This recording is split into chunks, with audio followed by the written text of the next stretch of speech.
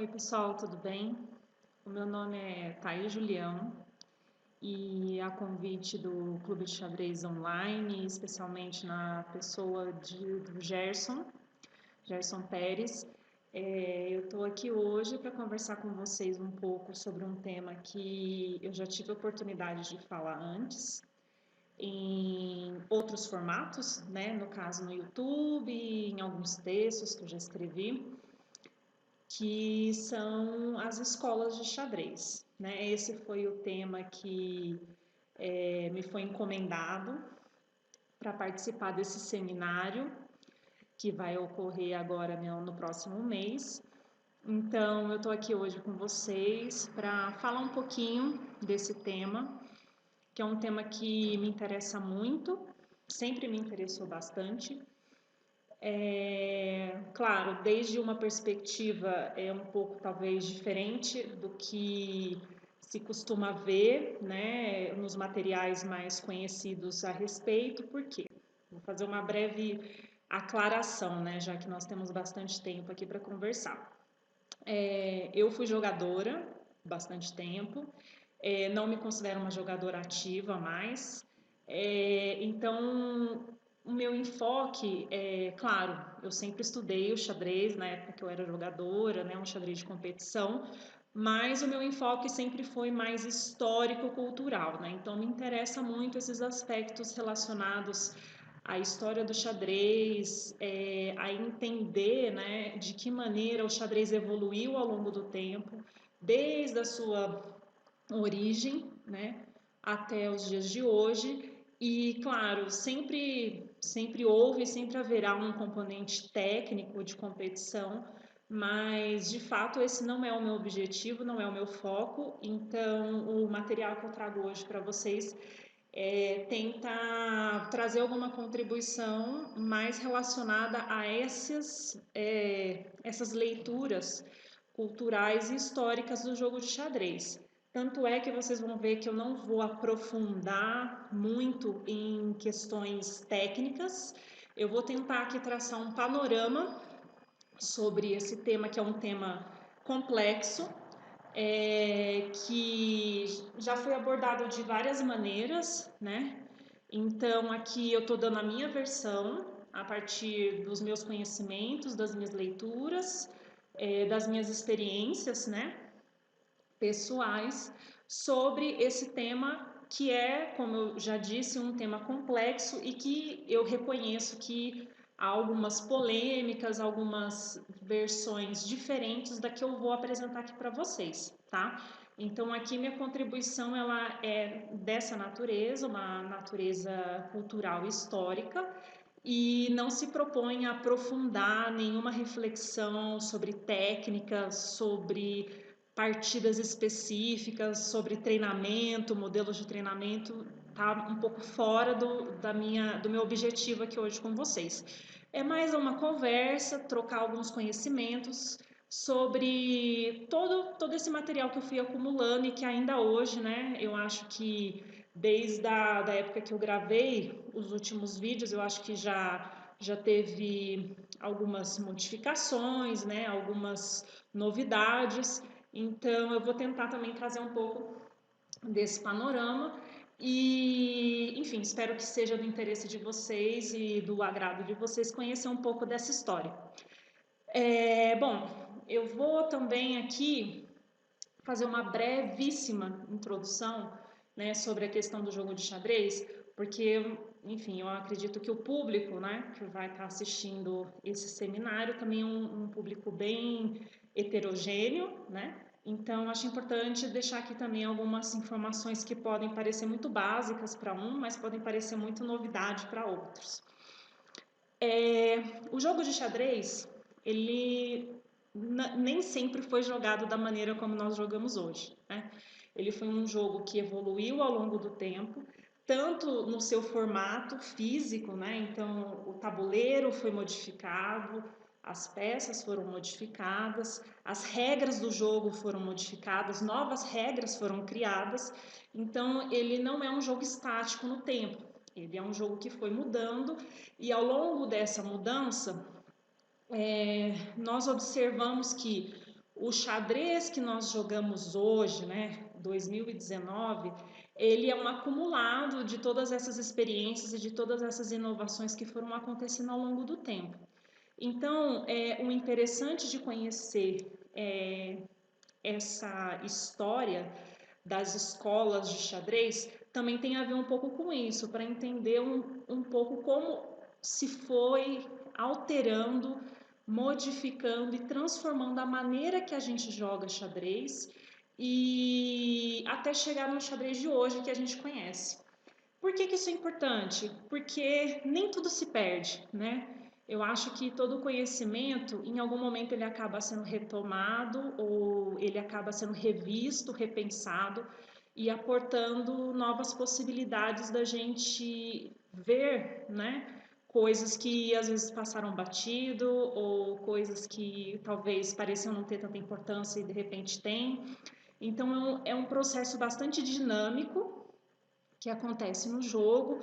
E, claro, se nós pensarmos que hoje, né, nós temos ferramentas muito avançadas, né, para estudar xadrez, para entender e aperfeiçoar melhor o jogo, com certeza esse legado que vem de todo esse processo, né, histórico de evolução do jogo, ele tem um papel. Ele acaba tendo um papel instrumental, ele é uma ferramenta que nos ajuda a entender por que chegamos até aqui, como chegamos até aqui. Posto isso, eu também queria dizer algo sobre o termo escolas de xadrez, né? É um termo que é utilizado para explicar um pouco, na verdade não tanto explicar, mas mais organizar e tentar dar uma cronologia a essas mudanças que foram acontecendo ao longo do tempo. Como qualquer ferramenta que a gente utiliza, qualquer técnica que a gente utiliza de sintetizar, de organizar um pensamento, né, acaba sendo reducionista. Acaba, às vezes, colocando no mesmo grupo coisas que não necessariamente são iguais, né? Por que eu estou dizendo isso? Porque eu vi, durante as minhas pesquisas que eu fiz sobre o tema, tanto para o primeiro vídeo, né, que eu convido vocês a verem também, que é um vídeo breve que eu fiz no Clube de Xadrez Online, no canal do YouTube do Clube de Xadrez Online, sobre as escolas de xadrez, eu fiz em 2015, se eu não me engano, e o que eu fiz em seguida, que é a ascensão da escola chinesa de xadrez, né, e também desse mesmo ano, que são maneiras, desde que eu comecei a pesquisar esse tema, eu vi que existem visões diferentes de como organizar toda essa informação, de como essa cronologia é contada, de como essa história é vista, né? Então, realmente é complicado aqui dizer que essa vai ser a maneira definitiva, né? Eu acho que grande parte também dessa maneira que nós temos de contar as escolas de xadrez, né, de contar essa história, alterou um pouco a partir da publicação do livro do Kasparov, né, a coleção de livros Meus Grandes Predecessores, que eu acho que foi um marco assim editorial, porque eu acho que ali ele, claro, na cronologia que ele faz, está implícita a ideia de que as escolas de xadrez estão presentes ali na explicação dele, na visão dele que ele tem sobre os campeões que o antecederam. Mas ele não trata isso de uma forma tão focada na questão das escolas, né, mas sim dos personagens, né, dos jogadores, dos indivíduos jogadores, o que eles, como jogadores, como enxadristas de alto rendimento, aportaram conhecimento e técnicas para o jogo de xadrez, na evolução do jogo de xadrez, até chegar ao Kasparov, que seria a grande inovação, né, a grande figura diferente de todo esse legado anterior, que é o que ele se advoga, né? Então, eu acredito que é uma maneira também interessante de pensar como se organizar todo esse legado, mas partindo disso, o que eu vou apresentar aqui é um breve resumo, né, dessas escolas de xadrez, que nada mais são do que maneiras de pensar as contribuições, as evoluções que o xadrez passou ao longo do tempo relacionado a maneiras de jogar, estilos de jogar e alguns aspectos técnicos, teóricos do jogo, certo? Então, onde é que eu vou começar essa história, né? Eu tenho que escolher aí algum ponto de partida e eu vou começar falando um pouco da denominada escola italiana, né? O que seria a escola italiana?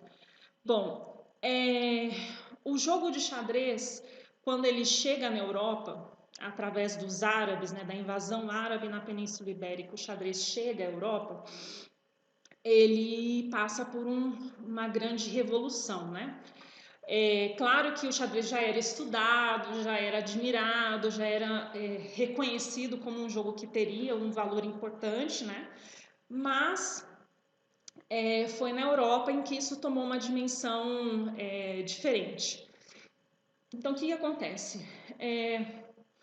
A escola italiana, que seria essa a primeira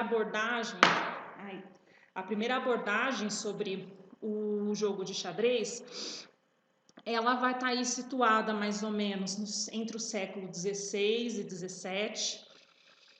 E um dos seus grandes personagens é o Greco, né? Que foi um dos jogadores da época que escreveu sobre xadrez, que publicou um livro com vários problemas de xadrez. Então foi um primeiro ensaio de um estudo mais organizado sobre o xadrez.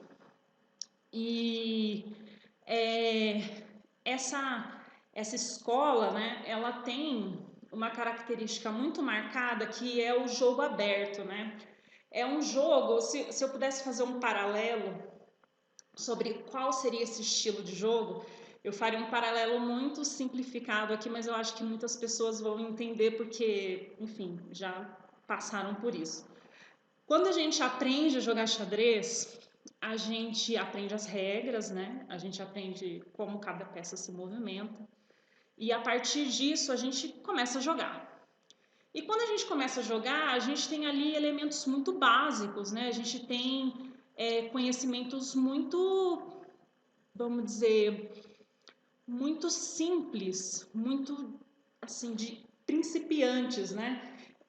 Sobre o jogo. Então, o que a gente faz? A gente sempre joga as peças para frente, a gente joga aquele jogo aberto, a gente quer tentar o tempo todo capturar peças do jogador, né? Aquela coisa de dar um checkmate rápido, tal. Então, essa euforia, né? Esse jogo assim dinâmico e tático e com peça caindo para lá e para cá, com peão pendurado, peça pendurada porque você está conhecendo o jogo ainda. Então você não tem muita dimensão que estão ameaçando as suas peças, né? Então é um aprendizado. Esse xadrez muito, vamos dizer assim, muito pautado em uma simplicidade, né, do jogo, seria algo parecido ao modo de ver, a visão que a escola italiana tinha sobre o xadrez. Então, que o xadrez tinha que ser um jogo aberto, tinha que ser um jogo rápido, né? Então, essas partidas, por exemplo, hoje que nós vemos, partidas longas, não era disso que se tratava, era um jogo rápido, que o importante era capturar peças e rapidamente dar o checkmate. Eram partidas que movimentavam muitas peças logo no início do jogo, né, para ter vamos dizer, mais possibilidades, né, de ter ali combinações táticas, né? Então era um jogo muito pouco pautado numa estratégia de longo prazo, em um plano, né? Era um jogo muito mais assim de vamos partir para o ataque e vamos ganhar peças e vamos dar checkmate. Era um jogo mais ou menos com essas características. Essa visão, né, de um xadrez assim muito dinâmico, né, e que era muito rápido, né, a ser um jogo muito, como é que eu vou dizer, era um jogo em que a tática tinha um papel muito importante, né? Os jogadores ficavam o tempo todo procurando, né? Soluções táticas para os problemas que a partida apresentava. Ele imperou durante um certo período, teve uma influência importante, mas definitivamente ficou como uma contribuição, né, histórica de um momento dado, né, de uma maneira de ver o jogo de xadrez que não perdurou por muito tempo. Por quê?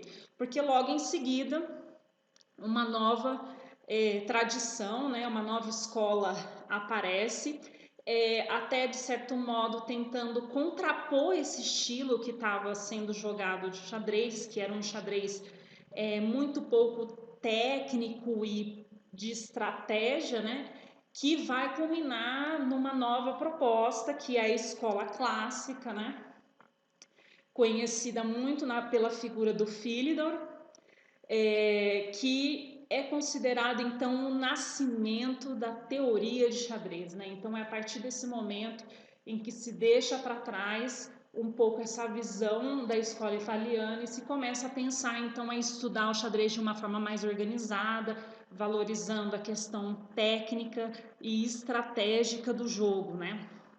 Essa visão, por exemplo, em contraposição, né, a essa visão da escola italiana, a escola clássica, por exemplo, vai se deter a estudar finais, né? Então você pensa, na escola italiana, o que era o final? O final, às vezes, ele nem existia enquanto conceito enxadrístico, né? Porque as peças estavam ali sempre buscando algum movimento tático que fosse decisivo para ganhar a partida, para ganhar material. Então, o estudo do final, ele era algo que não recebia uma dedicação, não era considerado algo importante, porque o objetivo era outro, né? O objetivo da partida não era, vamos dizer assim, desenvolver uma batalha estratégica entre dois lados que estão ali com planos de jogo para serem executados e que jogando, né, em um contexto de alto rendimento, né, de jogadores de alto nível, levaria então a um equilíbrio que então logicamente chegaria a partidas muito mais estáveis, né, a ponto de inclusive chegarem a um final, né? Ao que nós conhecemos como final, como uma parte do jogo, né? Então a gente tem a abertura, o meio-jogo, o final. Então o final começa a receber uma atenção muito importante nesse período. Essa ideia de planejar o meio-jogo, né? E não buscar tanto ganhar já na abertura, como era a escola italiana. Então, a abertura era pensada para facilitar um meio-jogo, para facilitar a execução de um plano de meio-jogo, de tal modo que se chegasse a um final também que seria executado com todo o conhecimento, com todo o peso, né, da sua importância, da sua relevância e do aprofundamento do seu estudo, certo?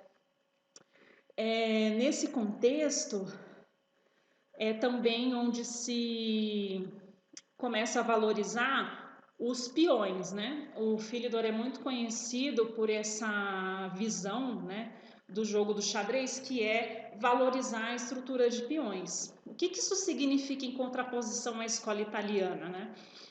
Significa que a escola italiana, ela não se importava tanto com o valor das peças, né? Tudo atendia a uma demanda tática, uma demanda mais rápida e ágil de facilitar um resultado rápido de checkmate. Já nessa abordagem, os peões eles passam a ter um papel essencial, porque eles são parte de uma estrutura que é uma estrutura pensada já em uma conexão com o final, então o peão ele não pode ser descartado e utilizado meramente, né, sacrificado, sem fazer parte de um plano mais complexo e mais profundo de chegar a um final vitorioso. Então, houve muita dedicação ao estudo dos peões, né, da estrutura de peões e como ela é fundamental para não só estruturar o plano de jogo, mas também para chegar a um final vitorioso, certo?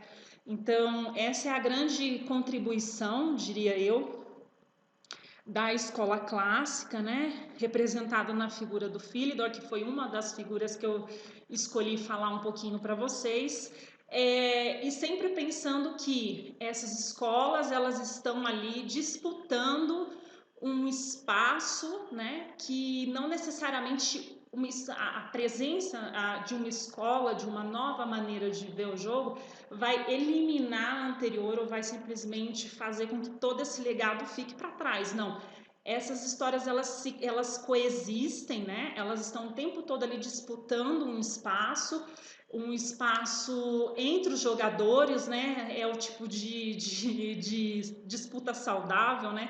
Quem me convence mais das suas ideias, então essa ideia da escola clássica ela vai surgir um pouco tentando se contrapor a essa euforia, a essa loucura, né, da escola italiana, dessa maneira de jogar, né, com jogos muito abertos.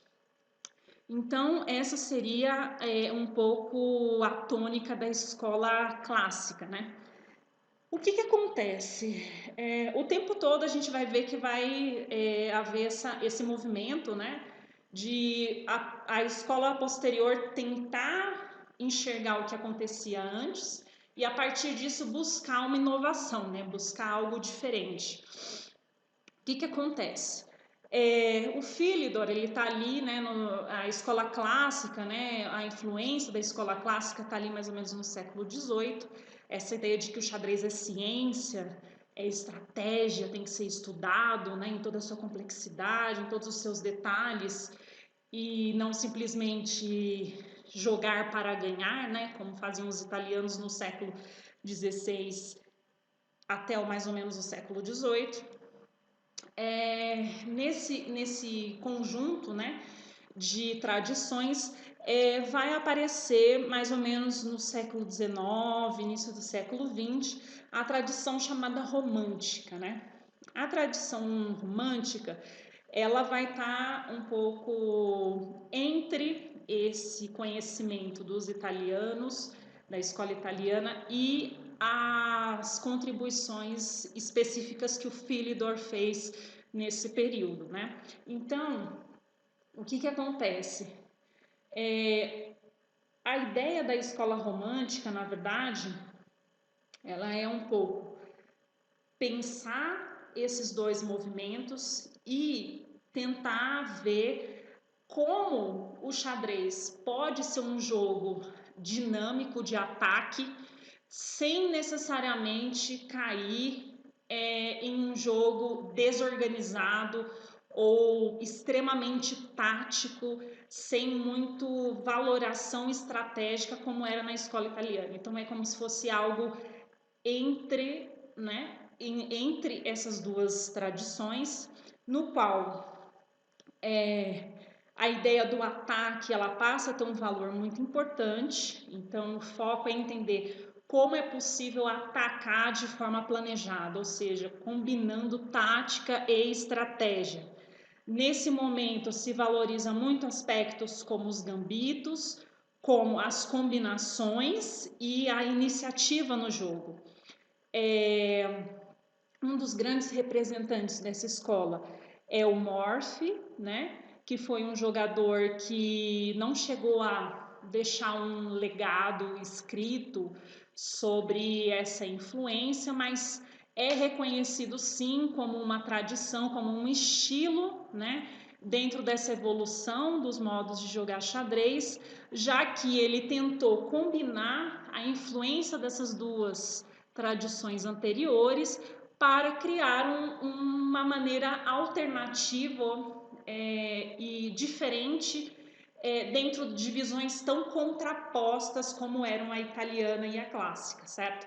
Então, a ideia da visão romântica, né, da escola romântica, é buscar uma teoria do ataque, né? Então, é combinando um pouco esses dois estilos. Seguindo um pouco, né, esse fluxo,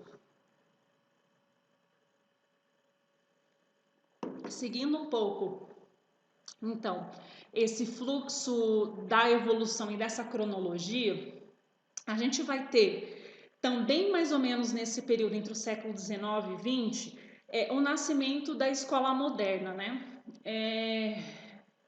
Como eu disse, e é importante vocês entenderem isso, porque de nenhum modo eu estou querendo passar aqui como, aconteceu isso, e depois aquilo outro, como se fosse uma sucessão de coisas, não.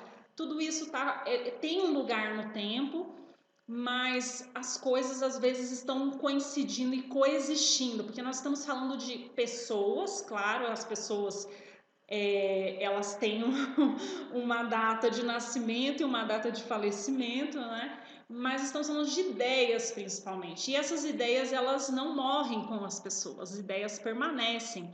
Então é importante perceber que eventualmente algumas escolas estão coexistindo e elas estão usando, né, reflexões que foram iniciadas em outros períodos históricos e a partir de indivíduos, né, específicos para pensar como, né, seguir jogando xadrez da melhor forma possível. Então, a escola moderna vai estar ali mais ou menos também entre o século XIX e XX e, de certa forma, dialoga também com as escolas anteriores. Como eu disse, nenhum legado se perde, né? A figura, o indivíduo que eu escolhi para representar essa escola é o Steinitz, que poderia ser sintetizada, né, a ideia dele numa visão de uma teoria do equilíbrio, né? O que eu quero dizer com isso? Que na visão do Steinitz, se as brancas e as negras, as peças, né, do jogo de xadrez, os dois lados do jogo de xadrez, jogarem de maneira equilibrada, né, valorizando cada um dos aspectos relevantes da partida, a partida tende a um empate e não a um vencedor. É uma visão, vamos dizer, quase filosófica, né, sobre o jogo, porque de fato, se a gente pensar que se brancas e negras jogarem os melhores lances, ambas, né, de fato nunca haverá um vencedor. A partida tende a um equilíbrio. Ainda que as brancas comecem a partida, né, se as pretas sempre respondem com o melhor lance para aquela posição, sempre a partida vai tender a um equilíbrio. Então ele dava muito enfoque a essa visão do equilíbrio numa partida de xadrez e do consequente empate que isso poderia levar. E ele tinha uma visão muito interessante, que era a seguinte, que pelo menos para mim particularmente foi assim um grande turning point quando eu passei de jogar xadrez porque eu gostava e quando eu comecei a competir no xadrez, né? Que foi entender a seguinte ideia: o checkmate ele é o último objetivo do jogo, mas ele não é o primeiro, né? O que isso significa? Vou repetir para vocês. O checkmate, ele é o objetivo final do jogo, mas ele não é o primeiro objetivo. Por quê? Porque o primeiro objetivo é a gente entender as peças, né? Colocar as peças para jogarem da melhor maneira possível e com isso obter pequenas vantagens que vão deteriorando gradativamente a força do adversário, de tal modo que às vezes nem é necessário dar um checkmate, né? A gente sabe que num xadrez de competição é muito difícil uma partida terminar em checkmate. E por que isso acontece? Porque, na verdade, embora, né, seja o objetivo do jogo, dar checkmate, não é focado nesse objetivo que nós jogamos o jogo. Então, ele vai enfatizar muito essa abordagem sobre as pequenas vantagens, como é possível ir deteriorando as capacidades do adversário de modo a obter pequenas vantagens que passam a ser decisivas para o resultado do jogo.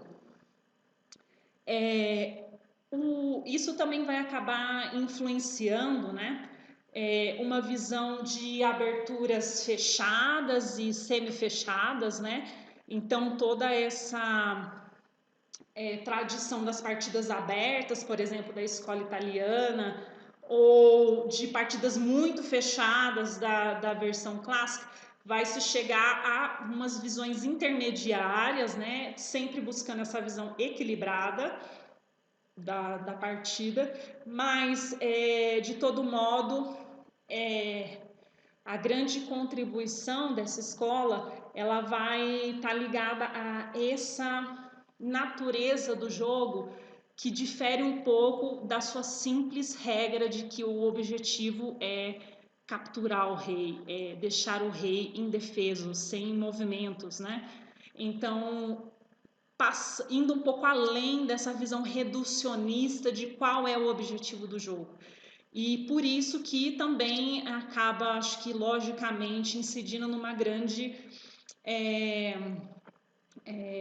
quantidade de empates, né? Assim, um empate como uma realidade no jogo de xadrez, porque na verdade as forças estão ali o tempo todo tentando se equilibrar, né?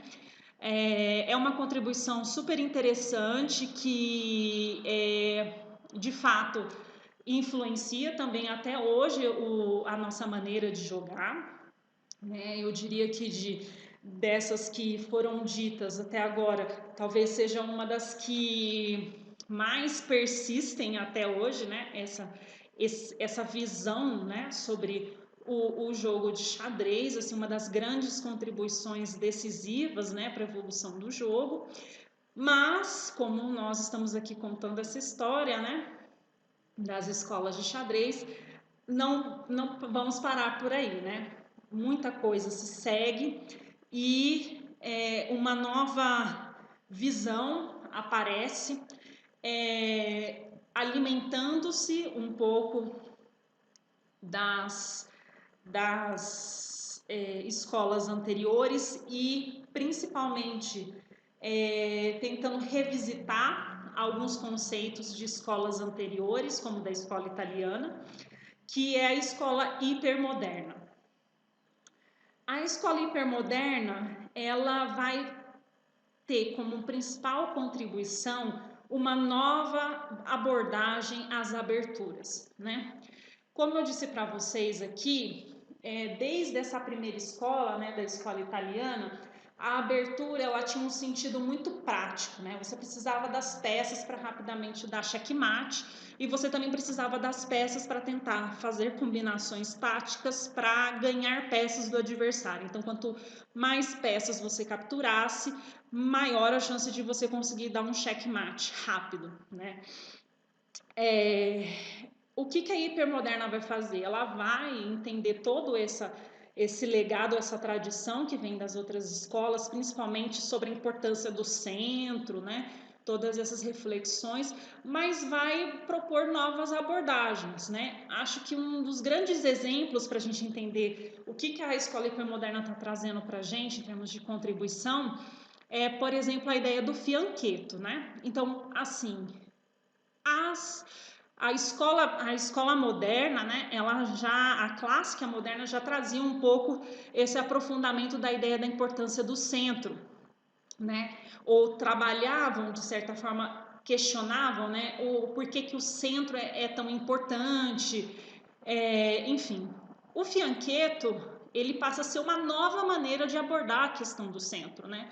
Quando a gente coloca um bispo em fiancheto, a gente não deixa de estar de certa forma preocupado, né, observando o centro do tabuleiro, mas de uma forma indireta, né? De uma forma inovadora, de uma forma diferente. Então, tentando fazer uma nova perspectiva sobre aspectos tradicionais ou já pensados do xadrez, né? Também um dos grandes, uma das grandes contribuições dessa escola hipermoderna vão ser os trabalhos do Ninzovich, que também inova no sentido de propor alguns conceitos interessantes para abordar a partida de xadrez, que seria a ideia de antecipar, prevenir e restringir os planos dos adversários. Então, é como se fosse uma inovação que parte de uma leitura das escolas anteriores, sobretudo da escola moderna.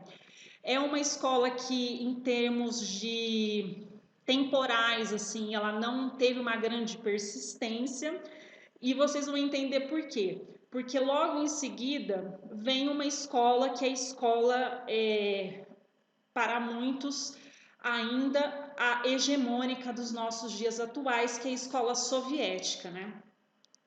A escola soviética, ela tem como um marco temporal mais ou menos a década de 1940, e ela, na verdade, não traz nenhuma contribuição específica no sentido, por exemplo, como eu selecionei aqui de algumas escolas, algumas contribuições específicas, por exemplo, sobre como nós devemos ver a abertura, ou como nós devemos ver o final, ou como nós devemos planejar o meio-jogo, ou como nós devemos escolher os nossos planos, né, numa partida de xadrez, numa partida de competição.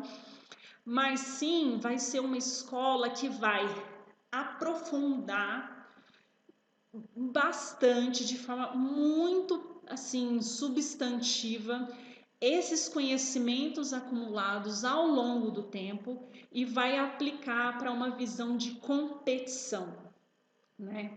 Uma visão de que é preciso treinar de forma ordenada e direcionada para ter bons resultados em competições, né? Então, essa escola soviética, ela vai ter, pela própria ênfase que vai dar na competição, no aperfeiçoamento dos métodos de preparação para uma competição, ela não vai produzir uma visão singular ou uma contribuição específica de um ou outro indivíduo. Vai ser, então, uma visão mais, digamos, global sobre como se deve abordar o xadrez competitivo, né? E dessa forma, todas as tradições que vêm antes, inclusive essa hipermoderna, que seria a logo antecessora, né, desse movimento que começa na União Soviética, vai estar focado em tentar buscar a perfeição, né, do jogo de xadrez, que na verdade se manifesta em resultados, né? É claro que as várias referências que eu li sobre o assunto indicam alguns indivíduos, né, como eu fiz aqui, como indivíduos representativos dessa maneira de jogar,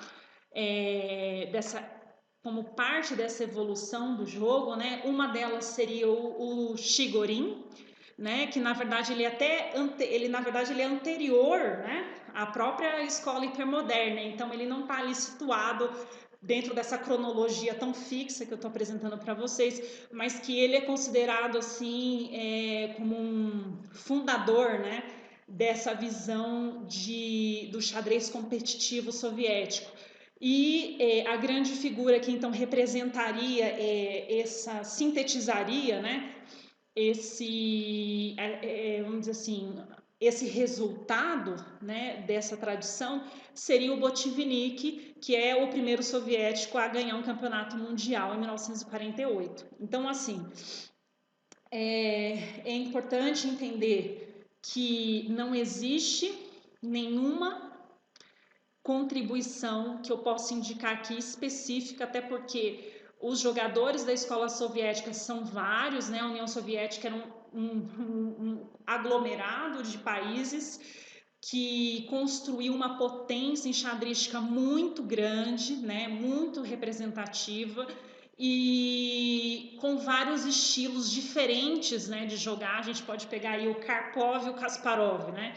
São duas pessoas que têm estilos completamente diferentes de jogar, mas são representativos dessa escola soviética, ou seja, dessa escola que tem como uma premissa buscar essa perfeição do jogo de xadrez, que vai culminar em resultados de alto rendimento e numa hegemonia do jogo, né? Então essa ênfase na preparação, né?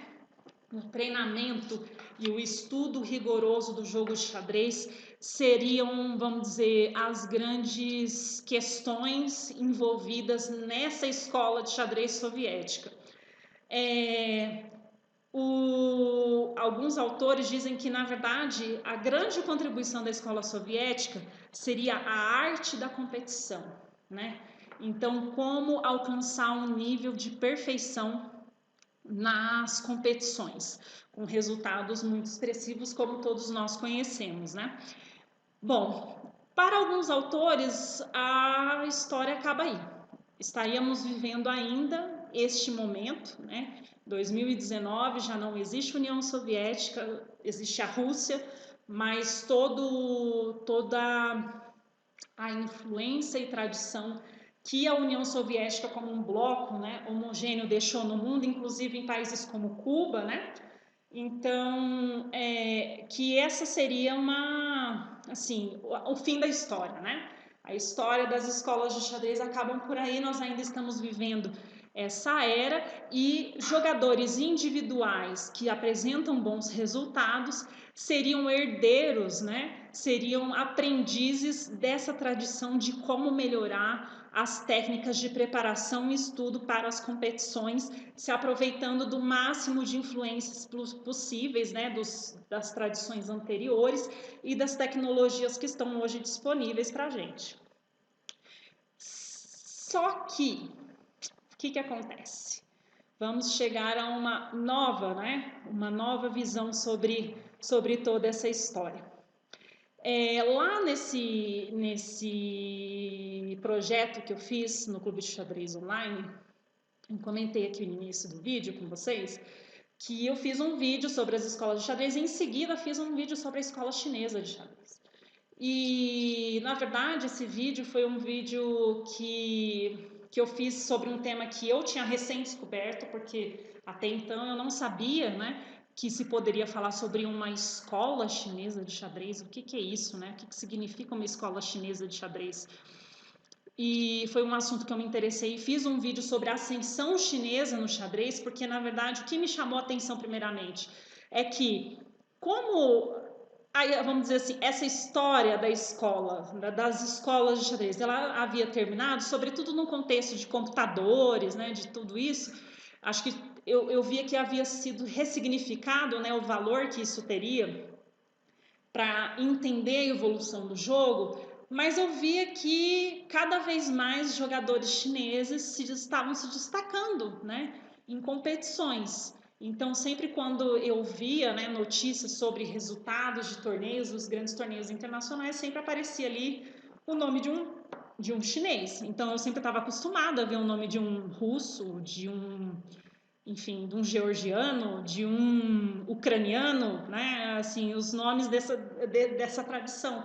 Mas de repente começou a aparecer muitos nomes chineses e eu falava, gente, mas o que está acontecendo, né? Por que tantos chineses estão ganhando e aparecendo e jogando, né? Essas competições de alto nível. E daí eu cheguei a esse conhecimento que é a escola chinesa de xadrez, que, como eu disse, não é consensual na literatura que ela realmente exista, mas é um fenômeno que está em curso, ainda muito recente, que a literatura que eu usei como referência considera que ela começa mais ou menos nos anos 90, né?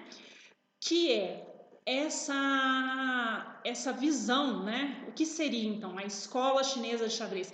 Seria essa visão de que o xadrez ele é uma competição, então tem um enfoque muito competitivo, assim como os soviéticos, mas usando das tradições chinesas e do acumulado de pensamentos e conhecimentos da sociedade chinesa aplicado ao jogo de xadrez, né? Então, a primeira coisa que chama muita atenção é essa ideia de que eles se utilizam da grande tradição que existe de jogos de tabuleiro, né? Jogos de estratégia, né? De tabuleiro, que esses conhecimentos eles poderiam ser também aplicados, utilizados como referências para pensar o jogo de xadrez, né? O jogo de xadrez nosso. Então, essa é a primeira grande novidade, né? De usar conhecimentos e outras visões, né? De outros jogos aplicados ao jogo de xadrez, né? Outras avaliações posicionais, conceitos, né? Para o jogo de xadrez. Isso é algo que eles consideram que são uma singularidade que ocorre lá na China, né? No método de treinamento que eles utilizam lá. Outra questão importante tem a ver com a própria questão do treinamento em si, né? Os treinamentos eles são feitos de uma maneira muito organizada, né? Com estruturas muito bem pensadas para alcançar resultados muito concretos. Então existe um grande pragmatismo em relação à organização desses métodos, né? De preparação para torneios, influenciado por um ambiente, vamos dizer assim, institucional, esportivo muito favorável, né? Eu falo bastante disso no vídeo sobre a ascensão chinesa, que é explicando um pouco sobre como existe realmente um investimento muito grande no xadrez. Na China existem centros especializados, pessoas se dedicando exclusivamente ao esporte, que existe um grande reconhecimento da sociedade sobre o valor dessas pessoas que se dedicam a ser jogador de xadrez. Então, é todo um ambiente favorável que leva a um foco, né, muito grande e a chegar às condições muito boas para que esses talentos apareçam e possam alcançar resultados muito significativos, né? Outra questão interessante da escola chinesa de xadrez é o que eles denominam de um xadrez criativo, né? O que isso significaria? Significaria que, para a escola chinesa, a criatividade no xadrez ela tem a ver com 3 aspectos, que é a teoria, o cálculo e a intuição. Eu também já falei disso um pouco no vídeo anterior, mas para sintetizar aqui e tentar conectar com toda essa trajetória que eu estou fazendo aqui desde o início do vídeo, a teoria seria todo esse conjunto, né, de conhecimentos que foram se acumulando ao longo do tempo, não só do mundo ocidental, né, mas também do Oriente e da influência de outros jogos de tabuleiro.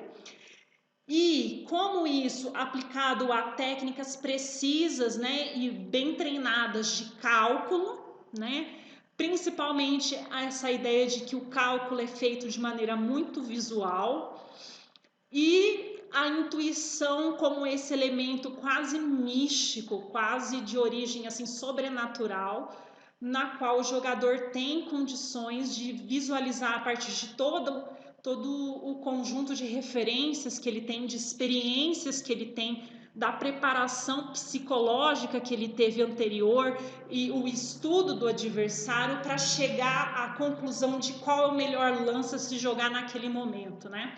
É muito interessante pensar que existe uma grande influência do modo de ver o mundo, da maneira de pensar chinesa, da própria filosofia chinesa aplicada ao jogo de xadrez, né? A grande síntese desse modelo de pensamento chinês, ela está em um livro chamado I Ching, o livro das mutações, no qual é praticamente um oráculo, né, em que você joga umas moedas e isso te dá uma resposta momentânea do que deve ser feito naquele momento, uma leitura instantânea do presente, do que deve ser feito, né? E como as coisas vão acontecer a partir dessa leitura, né, mais simbólica do presente, e como isso acaba refletindo nesse desenvolvimento de um xadrez criativo, né? Então, na verdade, assim como a escola soviética, a gente pode pensar que a escola chinesa não teria um expoente, uma pessoa, um indivíduo com uma contribuição específica, com né? A gente poderia sim indicar uma pessoa que é o Liu Chen, que é um chinês que foi o grande organizador desse material sobre o que seria uma escola chinesa de xadrez. Mas claro, sempre pensando que nós não estamos falando aqui de algo tão fechado, né? Algo tão concreto, melhor dizendo, porque na verdade tem a ver com essa visão sobre tudo que foi feito antes e uma maneira diferente de abordar o jogo.